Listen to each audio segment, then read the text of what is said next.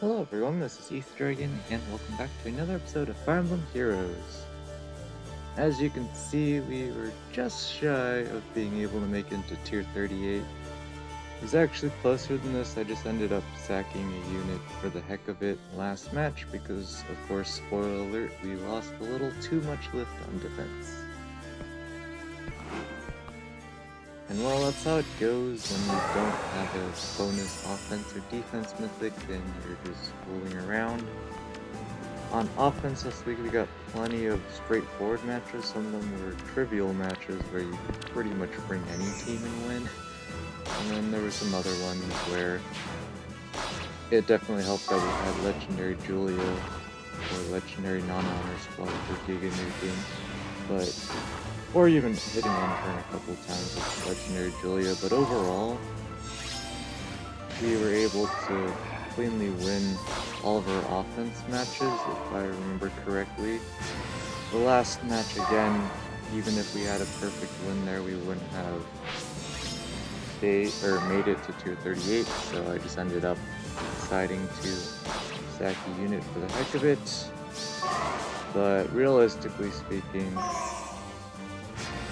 yeah, we definitely could have had a much worse time on offense. But here we get our odd Tempest Saros to catch our opponent off guard. That's why you shouldn't always rely on the threat range indicator, because it only shows the current threat range, not what's going to happen at the start of the enemy turn. So that's unfortunate for our opponent here, but it's not like it's really going to matter too much.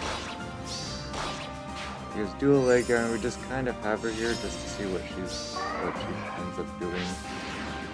Because at the end of the day, she's just a stat stick, brave weapon unit with decent bulk. Definitely better than a unit like Duo Lin in terms of bulk, but yeah, Duma's not going to do much to stop our opponent here from winning the match.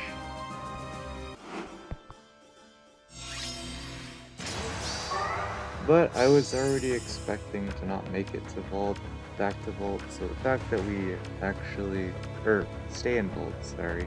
So the fact we came close is already better than I could have asked for, because I'm pretty sure this week we were going for a plus 183 offense, so clearly that was going to go well. With that low scoring, you are super reliant on your defense holding up, and of course, the thing for our defense is we don't have a bonus mythic in Immortus, so we really have to rely on cheesing our way to victory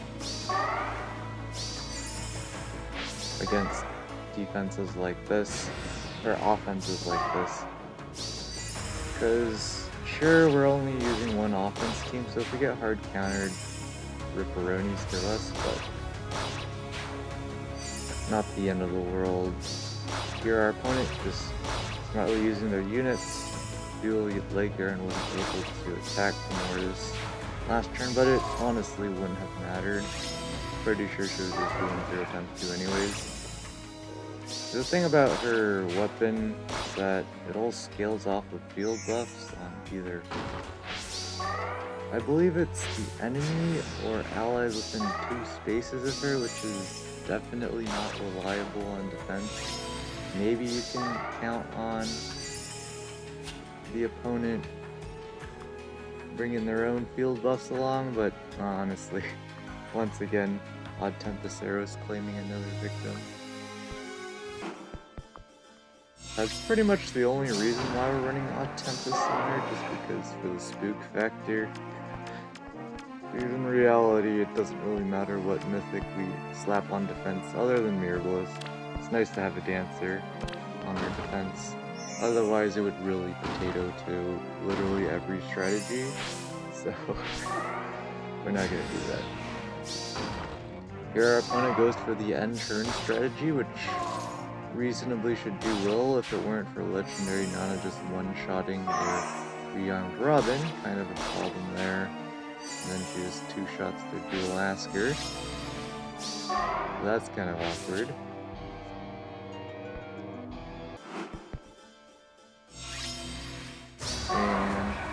I gotta say, legendary male Robin thing spammed out literally everywhere. See him in a Summoner Duel, see him in, what should you call it? Grand Conquest Plus? Is it Grand Conquest Plus? I forget. They just end up adding plus to every game mode's name. Eventually we'll have Holoforms Plus, capital. Here our opponent's going for Gale Force Shenanigans, which is fine until they fling their Plumeria into the obviously real Hex Trap. So now we can Rampage. And unfortunately for us, Mirabilis is isolated, so that's all we can do there. But at least Legendary Nana is temporarily protected from the ramp of Legendary Male Robin, but at this point, yeah. Ripperoonies. I gotta say though, from even just using Duo Laegjarn, if you ignore the existence of damage reduction and honestly and guard and literally everything in the meta, he can definitely be pretty spooked. Even though mine is minus attack, most of the time it doesn't matter. So we can get away with a lot of things here.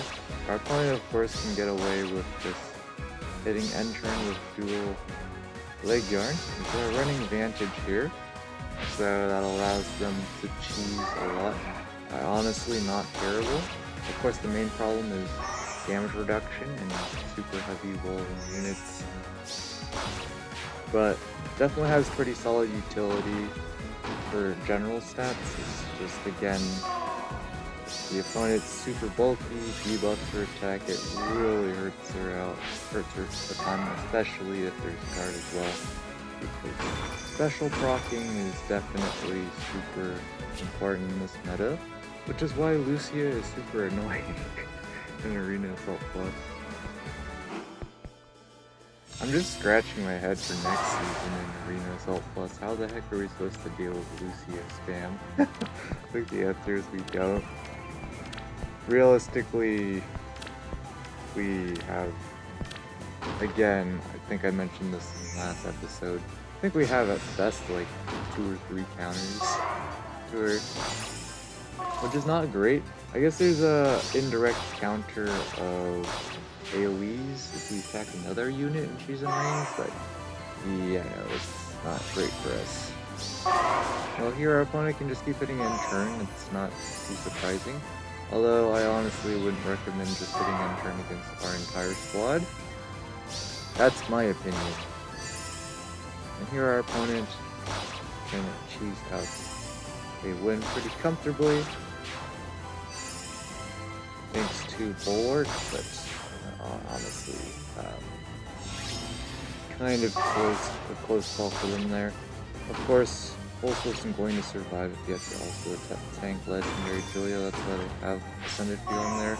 But yeah, unfortunately for us, we aren't quite powerful enough. Legendary Nana really needs to double nowadays to pick up kills on faster units like Pulse here. And Pulse isn't even that fast. He's just fast enough in this case. But what you gonna do? But again, with our defense, you can literally bring any strategy, and as long as you have reasonably enough stats, like you can't necessarily go in with level 1 units here and beat our team. I'm sure it's possible, because honestly the only threat would be, I don't know. Probably Legendary Julia, maybe Duma, because they have damage reduction. Ascended Fiorm honestly has so low attack, you could probably get a level 1 unit to take 0 damage from it. But I think the difficult part would be definitely initiating the combat. But here our opponent just goes for a hit and run, super straightforward. Mind-blowing here. Smart use of Sather to prevent Mirabilis from dancing Legendary Nana. Don't really know if it would have mattered anyways. I feel like Milady would be able to tank, so Here though, our opponent double nudging to pick up that kill on the Laegjarn, and now that they have their mobility available, they can just get out Mirror Bliss, and once again Duma is dead weight.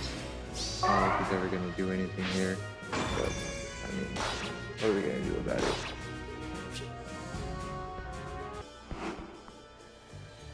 Also forgot to mention we have a good amount of replays this week, but here our opponent unfortunately placed their bolt tower where our catapult is, versus Duma where they could have used Element to prevent the bolt tower destruction, but I'm not sure how I feel about this bait. But I mean, of course, Brave Hector is going to wall Legendary Julia. So that's not a problem. I feel like the real problem at hand is dealing with Legendary Nana. They just end up hitting end turn here, which again I don't think is the greatest plan. But Legendary Nana can't quite kill, but she also doesn't die, so that's a win for us. And she ends up sniping down the stray Plumeria, but again, Legendary Julia just can't do anything against Party Fighter if she's unable to attack twice, and I believe we are not running no follow-up here. Wait, why am I not running no follow-up? Hold up. I think I goofed my layout. Hell. Yeah, I just assumed Brave Hector was fast enough to avoid the double there, but maybe he was, even regardless, but yeah, that's a rip. We're not supposed to have attack res ideal, and there's supposed to be no follow-up. Well, this is awkward. Alright. I don't know why we're showing emerges on unmerged units. 10 out of 10. Your opponent decides to do the greatest current offense strategy in the game, which is end turn. Of course, they're doing it with Lucia, and so it's basically 1v1 stat wars all the way to the end, but Lucia struggles from can't deal with damage reduction syndrome. So even though she gets some healing here, it's not enough to survive Legendary Julia twice, and then Legendary Nana, so that's a rip.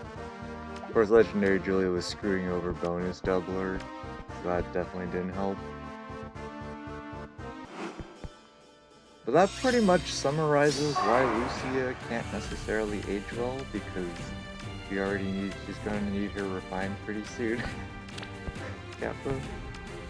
Of course, against a lot of matchups right now, she's going to be perfectly fine, super annoying to deal with. Because again, thanks to her, there's a bunch of factors involved, but of course having all the staples like no follow-up, having some damage reduction, and of course being fast. But I think most importantly, having dealt damage that scales off of her speed. If she didn't have that, she would just get straight up walled, period, because you could just stat wall her. And so that, at least with the dealt damage, you can't be infinitely stat walled. Unless, of course, the opponent is like Brave Dimitri with his damage reduction, fixed damage reduction, then he can take zeros from her and stuff like that. But honestly, the part where she ignored both sides can't really use defense tiles. Honestly, I think it hurts her more than the opponent. Again, purely from the standpoint of that dealt damage, because most enemy units won't have that, so I don't know, that's just my opinion.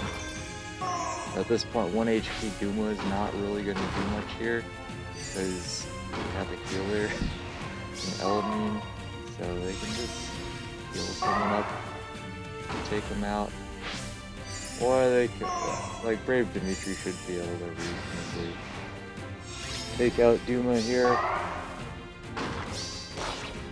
or Plumeria, that works as well. There's Elamine support, 10 out of 10. So that's pretty much the only reason why we run Duma with Fury Vantage and Distant Counter Dragon Seal, DCD Seal, because he doesn't really do much other than that, unfortunately. Our opponent is going for the end turn strategy. Should take no damage here from Duo Laegjarn as expected. The main problem is, of course, the follow-up, which they have taken care of because they have enough nuking power here to keep all of our main units, and at that point there's not much to do there. Looks like they're gonna leave Steros alive. Doesn't matter at the end of the day because, oh, I guess Summer Edelgard can't even pick up the kill there. Doesn't matter though, because Duma can't one-shot anyone, even with his special. Feels bad, man. Feels bad. Not even using Elamine damage reduction here, so that's pretty much indicative how things went here. And with Salt Truth, they can pick up the last piece of structure and call it a day.